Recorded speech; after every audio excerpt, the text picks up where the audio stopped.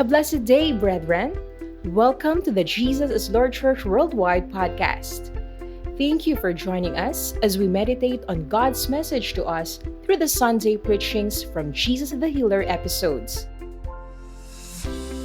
With open heart, mind, and spirit, let us pray that God would speak to us today.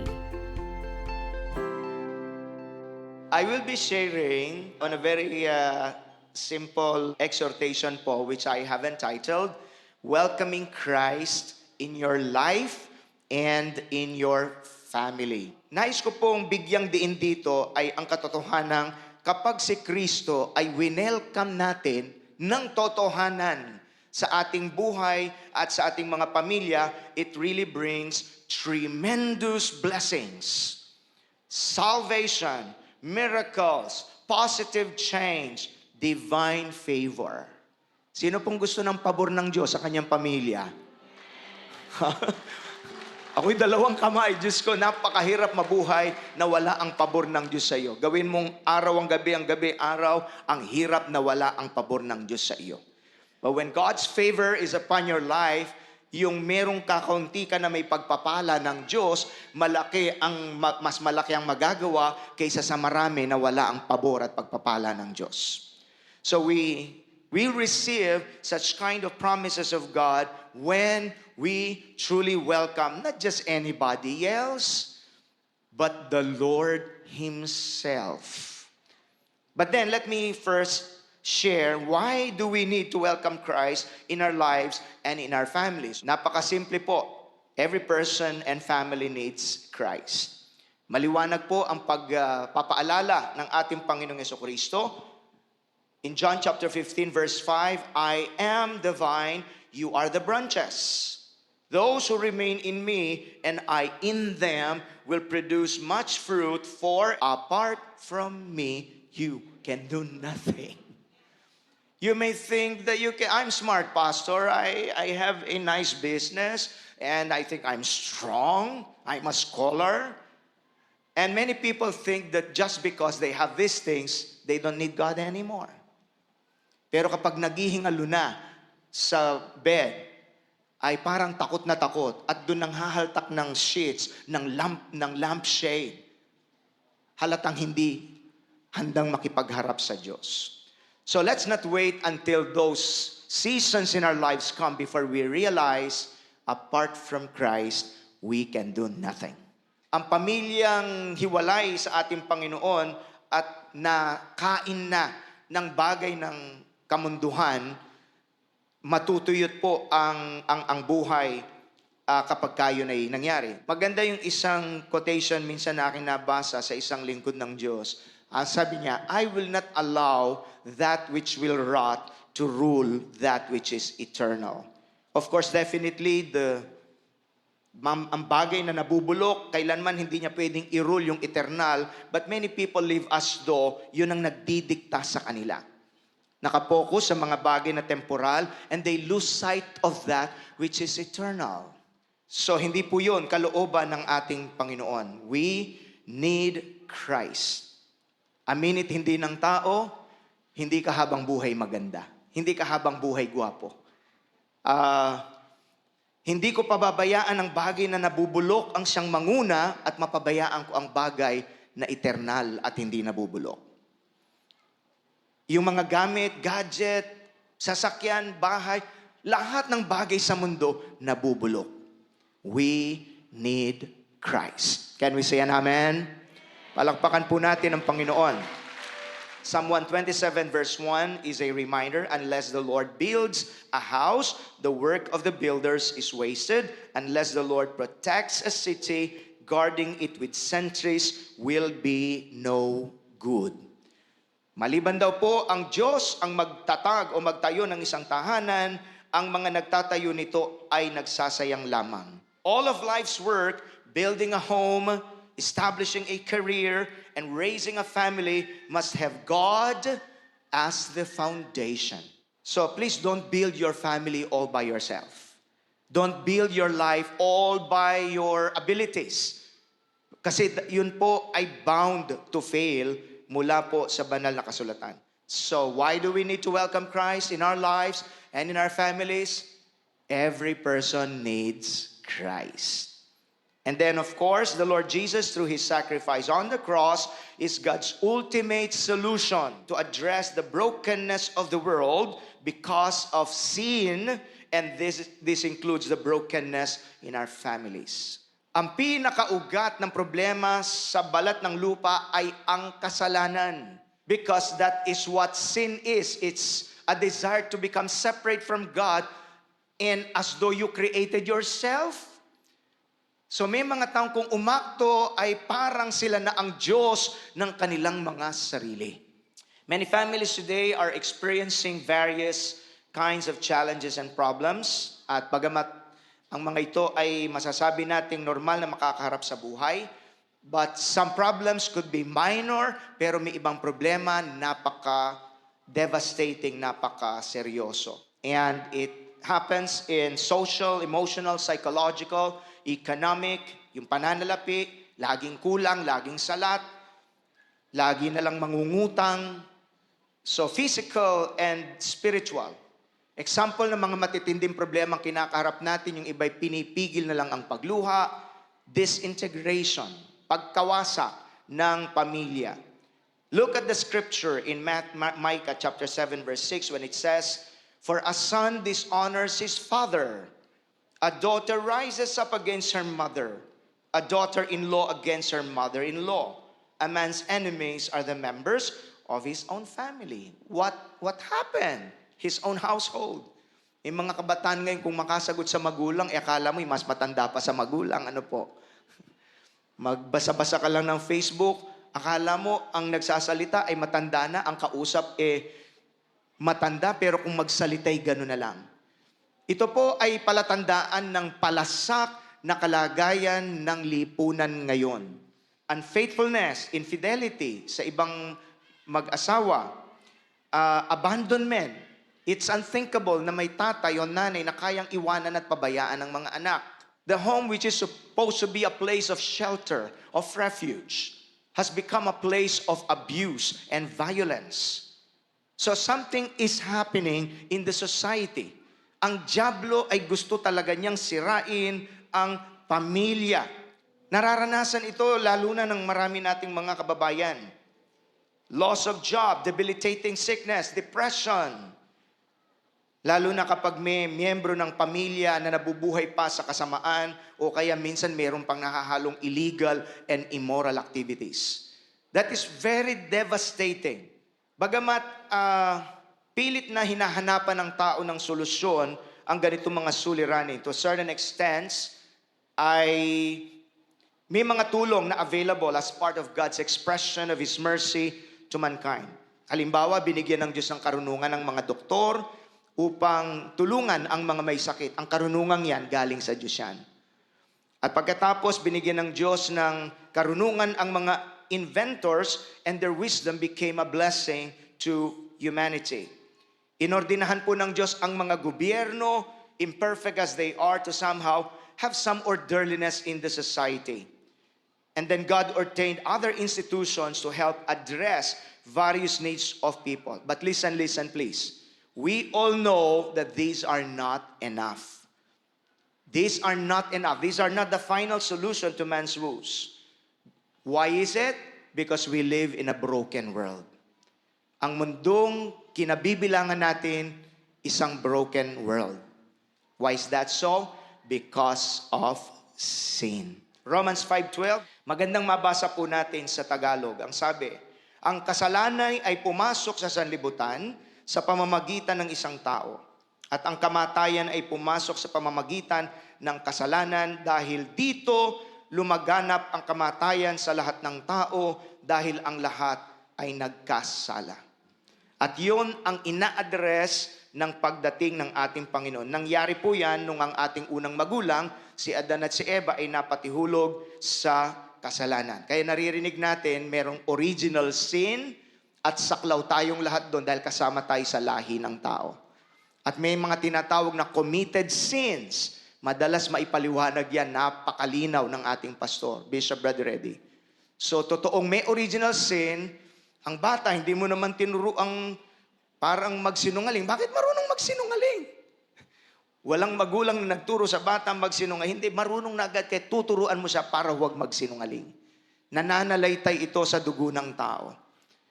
And that is affecting the entire psyche and entire being of every human being. Ito ang esensya bakit sinisikap po nating gunitain ang biyaya at pagpapatawad ng Diyos kada Semana Santa. Seryoso ang naging kalagayan ng tao that it took the very life of the Son of God to address man's number one problem.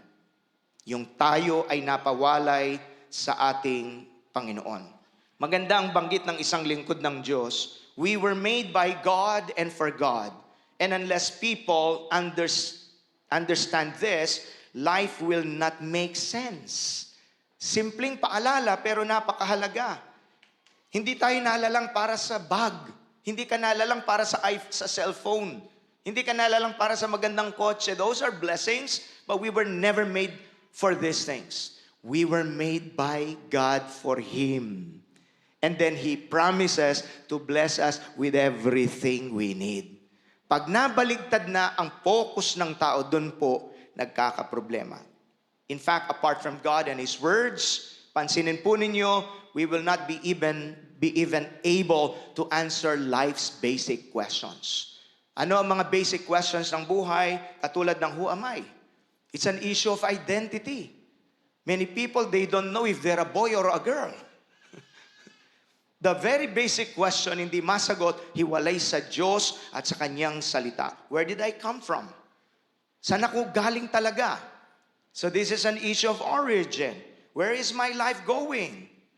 Saan pa talaga papunta nga ang buhay ko? Issue of destiny. What do I have and what can I do? The issue of potential. Why do I exist? The issue of purpose. Ito ho mga basic questions sa buhay na mahirap mong masagot. Hiwalay sa Diyos, hiwalay sa Kanyang salita. So ang resulta ng tao, to put meaning in his life, ay kung ano-ano ang gagawin para lang masabing may katuturan ang kanyang buhay. Sa Kristiyanong pananampalataya ay hindi. Bago pa tayo nalalang, may purpose na ang Diyos. Hindi ka aksidente sa buhay. Okay? Jeremiah 1:5 says, before you were formed in your mother's womb, I saw you. Before you were born, I set you apart. Ang sarap isipin na hindi tayo bunga ng aksidente. Kung sakaling merong out of wedlock ay naging naipanganak, alam nyo nagkasala ang magulang pero yung anak, hindi nagkasala ang Diyos sa iyo. May layunin pa rin ang Diyos sa buhay mo. Purihin ang Panginoon. So that gives strength to our Christian faith. In one of my meditation of John 14:6, ay inusap ito ng precious Holy Spirit. If you feel you are lost, know that Jesus is the way. If you feel that you are confused, know that Jesus is the truth. If you feel your life has no meaning, Jesus is the life. Hallelujah. He is the way. He's the truth. He's the life. Our Bishop, Brother Reddy, capsulized something that is so powerful when he said, the greatest and noblest achievement of any human being is to know his Creator truthfully and personally, to love Him passionately and wholeheartedly, and to serve Him faithfully with integrity and excellence until He stands before Him on the judgment day. Purihin ang Panginoon. Very powerful reminder. This is actually Genesis to Revelation na capsulized truth.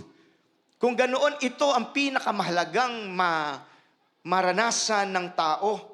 Ito yung pinaka-achievement mo. Tamang magka-doctoral degree, tamang sumikat, pero hindi yan ang greatest. Those are great achievements, but those are not the greatest achievements. Sapagkat sinabi ng Panginoong Jesucristo, ano ang mapapala ng isang tao, makamit man niya lahat ng yaman sa mundo, lahat ng titulo sa mundo, mapahamak naman ang kanyang kaisa-isang kaluluwa. That's in Mark chapter 8. So let's not miss what's truly important. That is why we need to welcome Christ in our lives and in our families. This is non-negotiable. And the book of Ecclesiastes says that unknown to so many people, they're chasing after the wind. Naghahabol sila ng hangin na kapag nakuha yon, hindi na naman masaya. So there must be something greater that we were created for. Who will agree with me when I say there's more to life than just paying your monthly bills? Ang buhay hindi lang yung makaraos ka. That's just a survival mode. Yung iba shallow mode naman, ang pamumuhay. Ang goal ay para mapabilib ang tao na ngayon pupurihin ka pero bukas sisirain ka. At aayon kayo pag sinabi ko that how we look before God is more important than how we look before the eyes of people. Maganda umabot ang tao dun sa tinatawag na significance mode and the spiritual mode. Ako'y nabubuhay para kay Kristo. And you will still enjoy many things in life because the Lord said, I will command my blessings to come after you. God first. Hallelujah!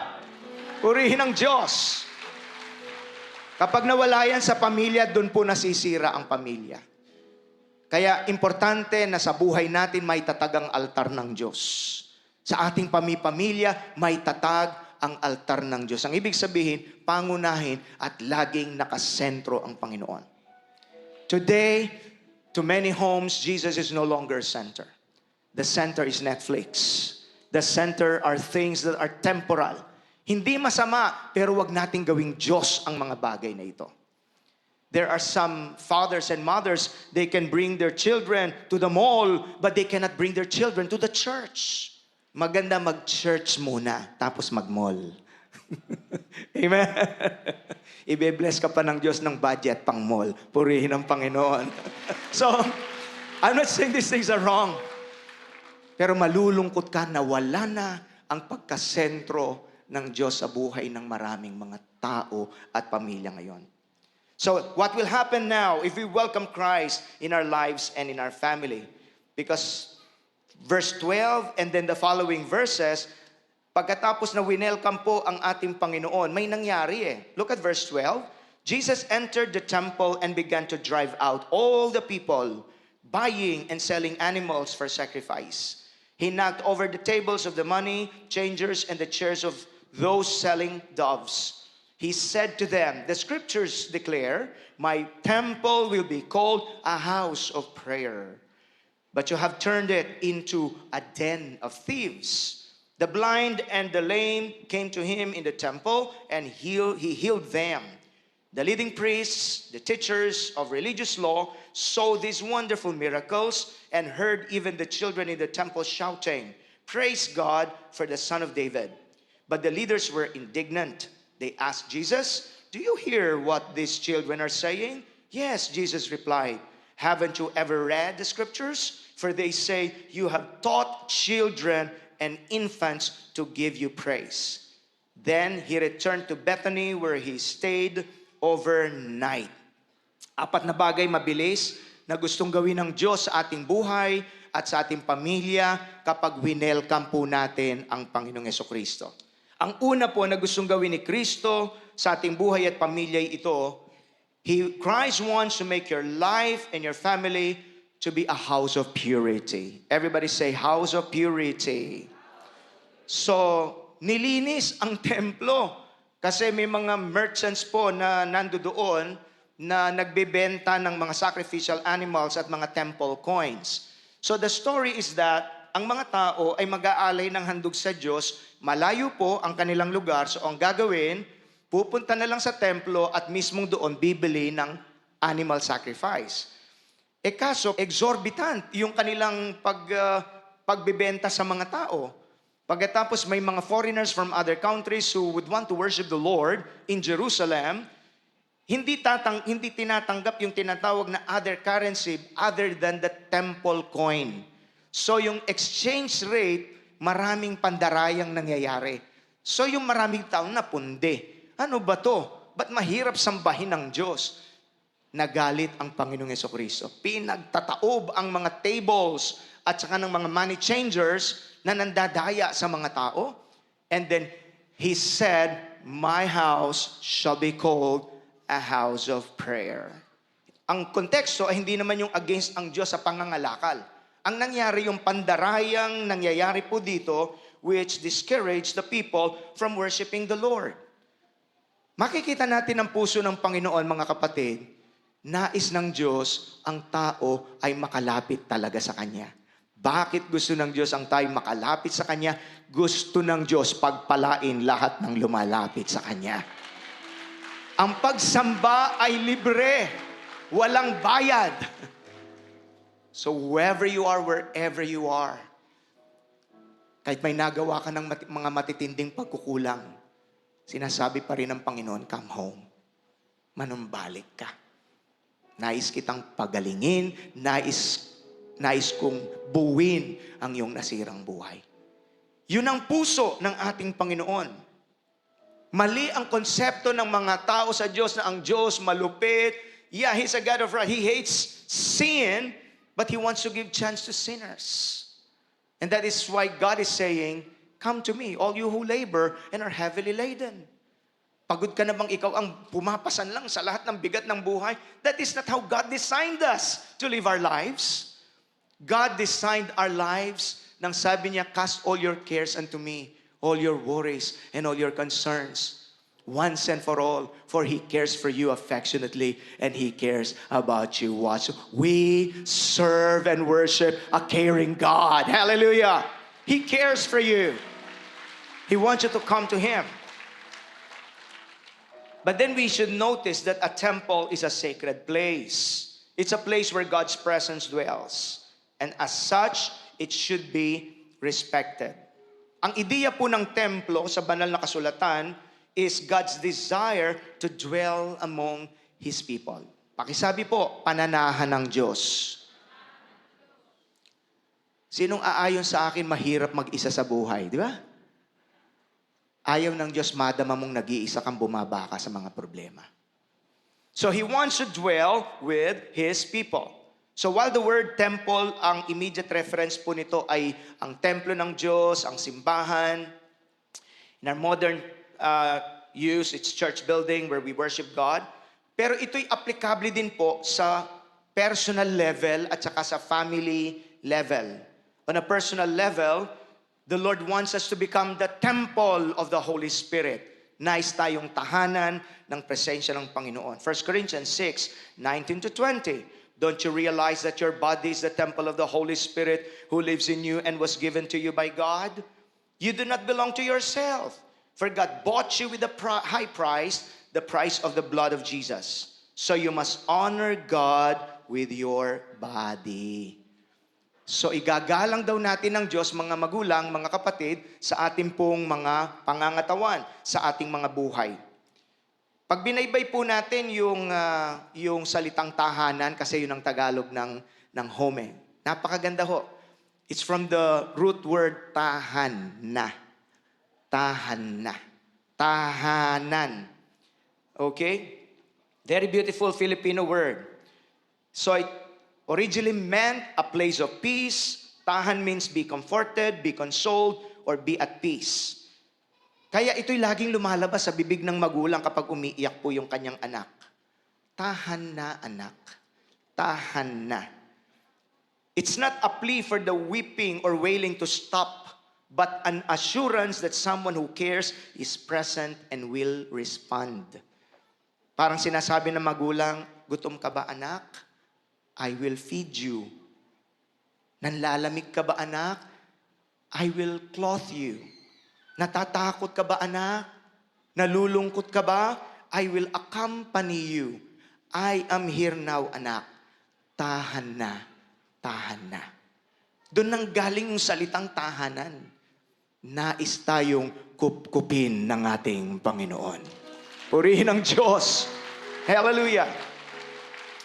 So our home should be places where God's presence is respected. It is the sanctuary for the family. Kaya tayo po bilang Kristiyano, we dedicate our homes.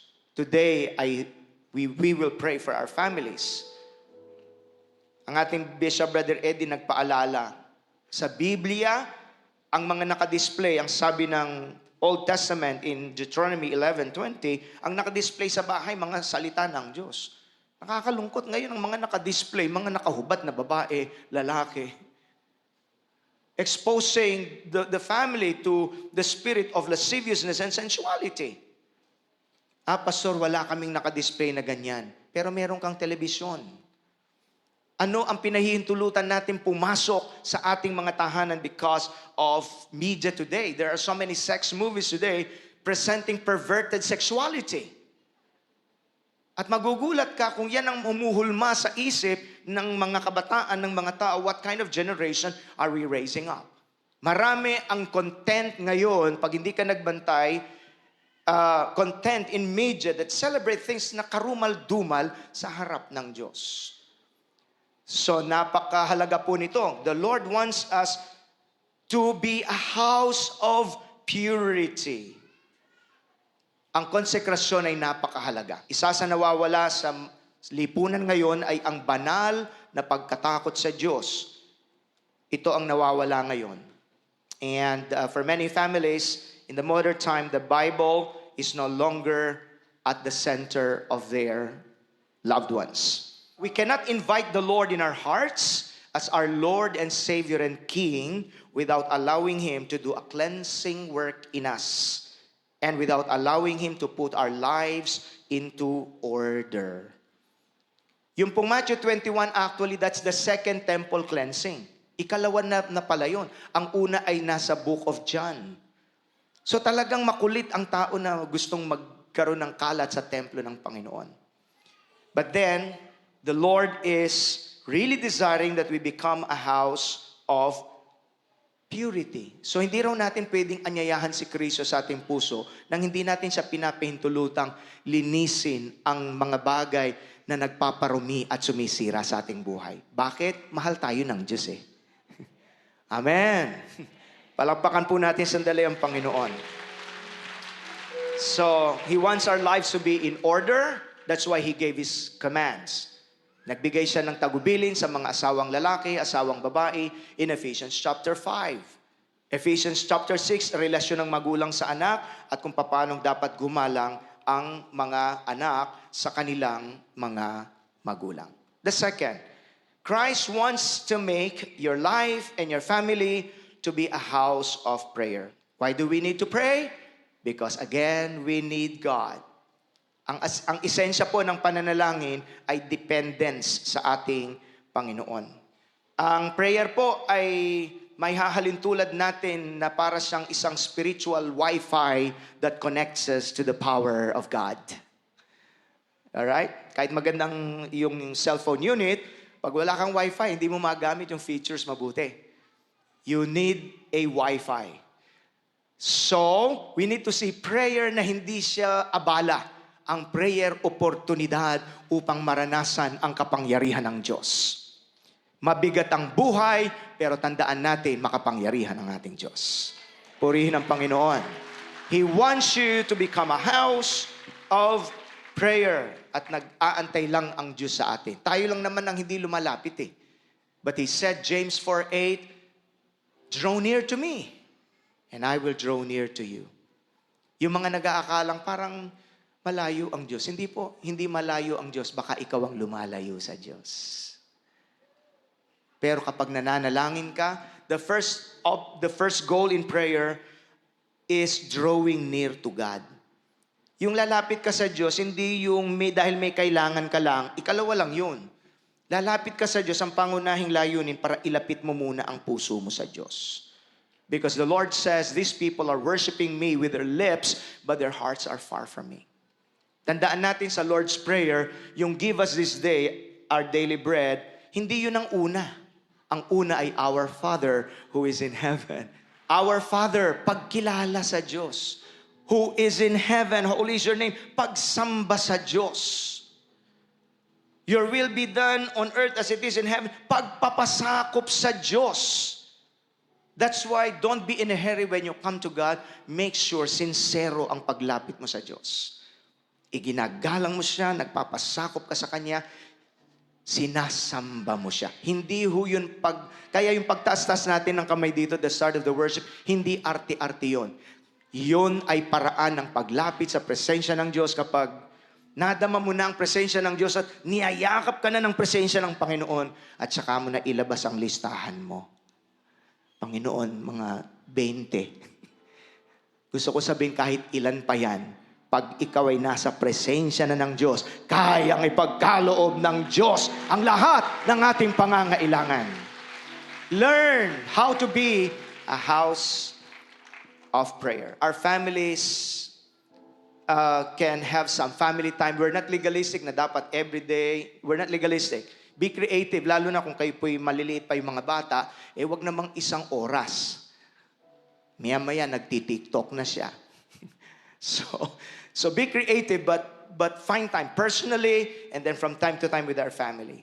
Prayer gives us the consciousness of the reality of God and that God cares for us and wants us to experience Him, His power, His provision, His protection, and His guidance. It should be scheduled and then it should be spontaneous all through the day. The Bible says, pray without ceasing, meaning be in that mode always. Hindi mo na kailangang mag-antay ng linggo bago mo maranasan ang ating Panginoon. Sunday is special, but every day, we can experience God. Sa Kristiyano, ang pananalangin hindi sa last resort. It's the first response.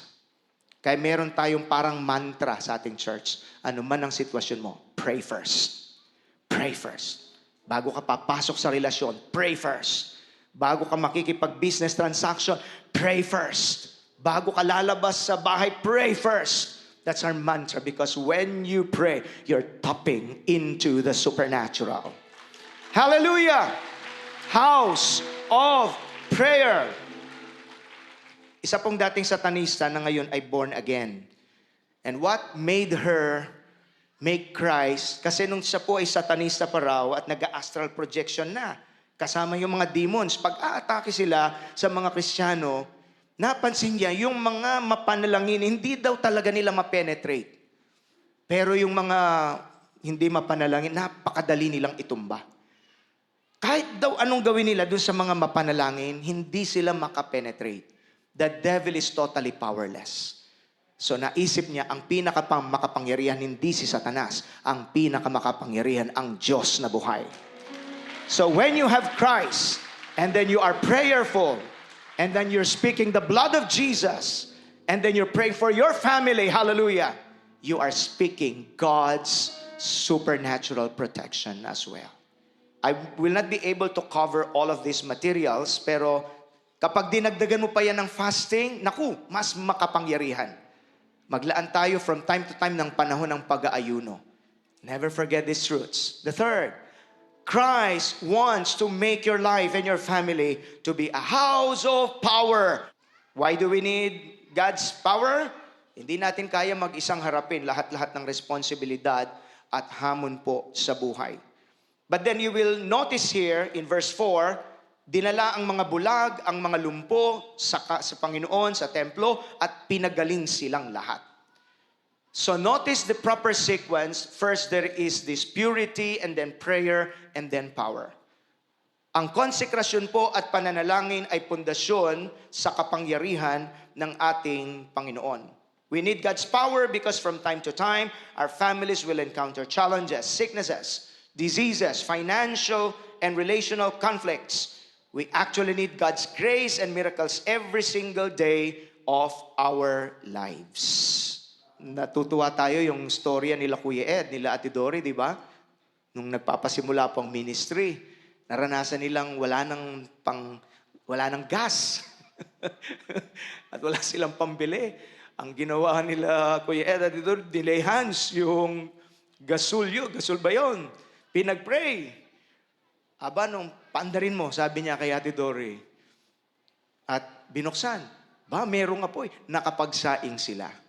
At ang himalang kamanghamanghang sobra, 3 buwan hindi nauubos.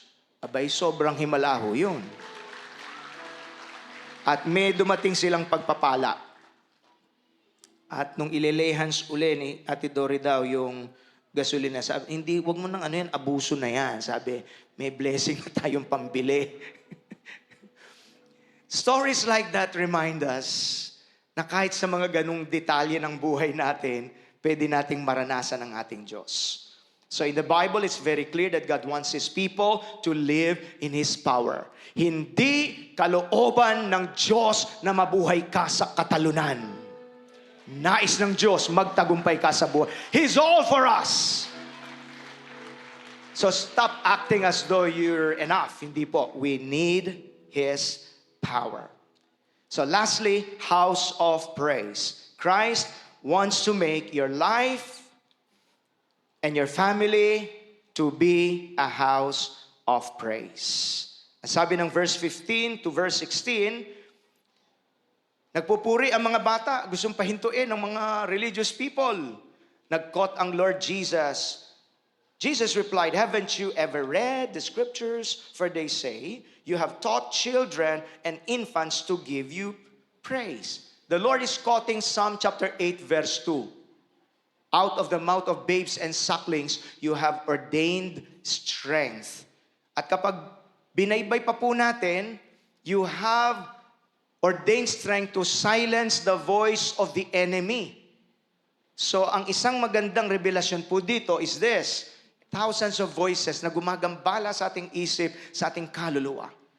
External voices and then internal voices. That's why when we pray, we enter into our closet for us to focus kasi nagagambala ang ating kaluluwa.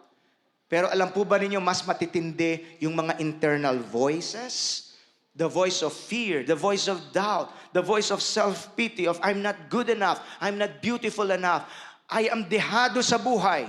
Those internal voices, napakalalakas. Pero tinuruan tayo ng Diyos ang sikreto, how to silence the voices of the enemy. You have ordained strength in the praises of your people. God has ordained strength kapag pinupuri po natin siya.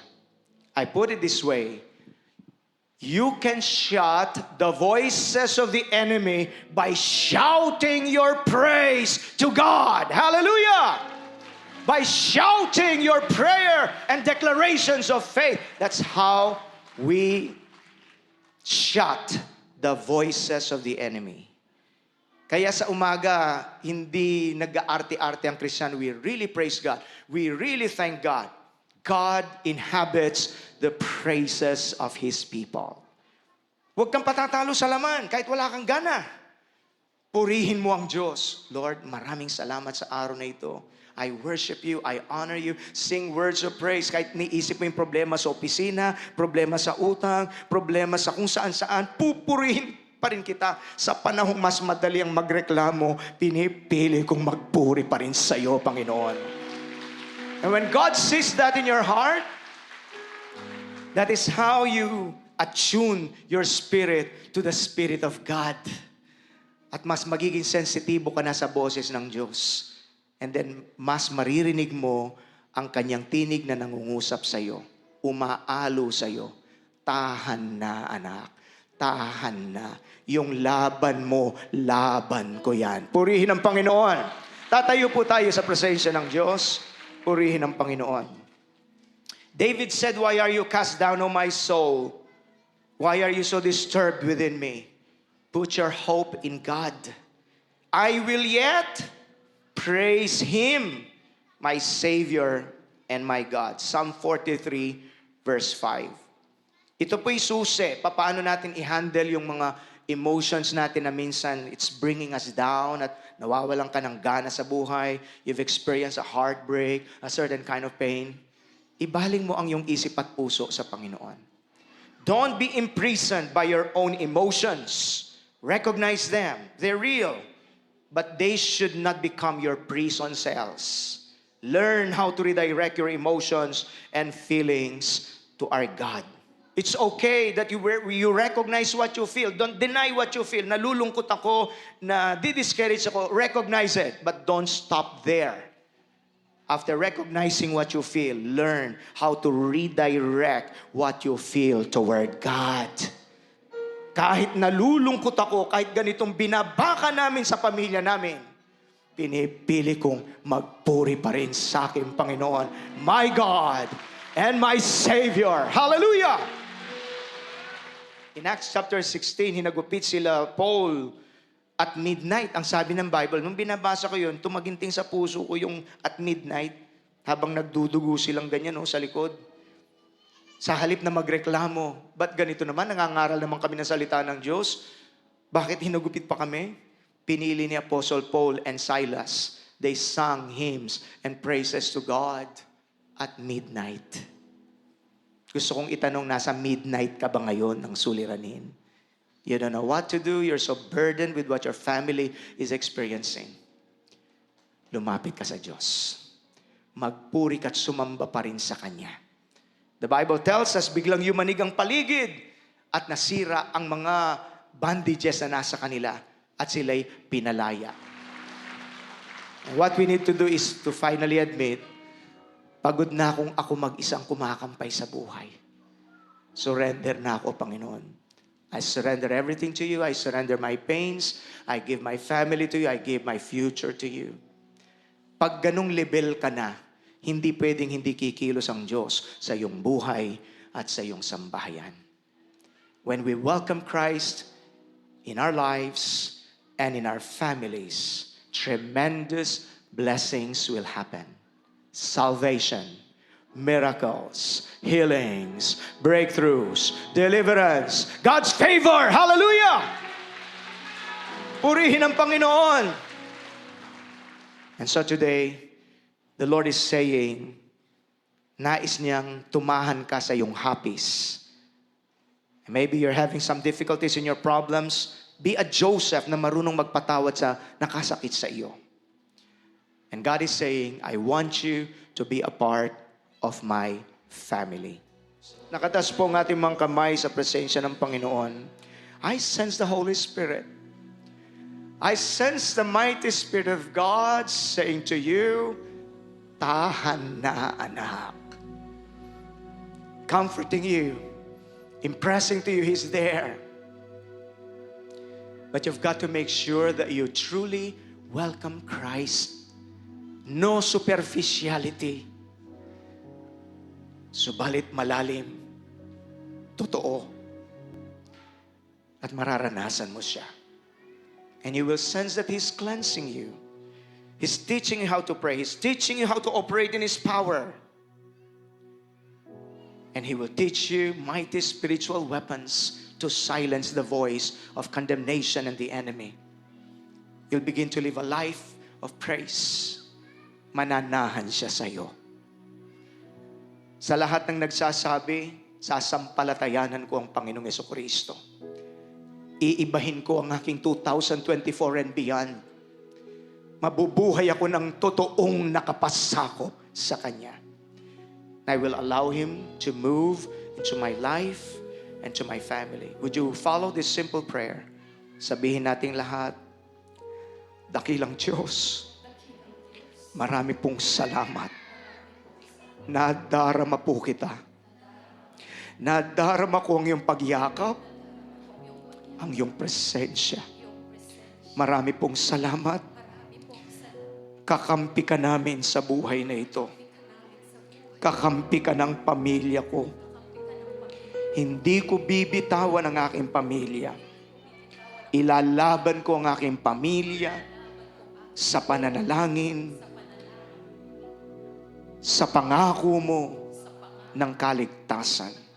I confess, you are my Lord, you are my God. Welcome ka po sa buhay ko. Welcome ka po sa pamilya ko. Welcome ka sa mga tinatangkilik ko sa buhay. You are my God. You are my Savior. In Jesus' name. Let me just be the one to pray. Thank you for blessing your people today. Seal your word. Seal your promises. Maging sila po na nanonood through social media platform. Comfort, Lord, silang mga nananangis. Inantay mo ang iyong kamay. Maghimala ka, Panginoon. Silang may mga dinudulog sa iyong iba't ibang uri ng pangangailangan. We thank you na walang imposible sa iyo. Ika'y tapat sa habang buhay. I want you to please exercise your faith. Kumikilos ang Diyos sa iyong mga anak, sa iyong magulang, sa iyong asawa, sa iyong kabuhayan. Receive the blessing of God by faith. Thank you, Jesus. Thank you, Jesus. Thank you for listening to the Jesus is Lord Church Worldwide podcast. Please subscribe to this podcast so you won't miss a single episode. To know more about the Jael Ministry, please visit jailworldwide.org. Until next time, God greatly bless you.